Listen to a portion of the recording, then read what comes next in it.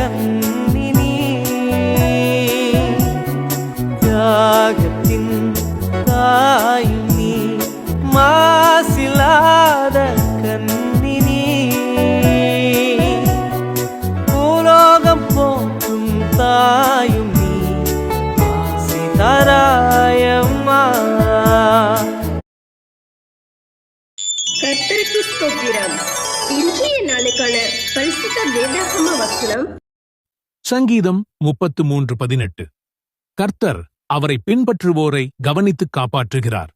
அவரது பேரன்பு அவரை தொழுது கொள்வோரை காக்கும்.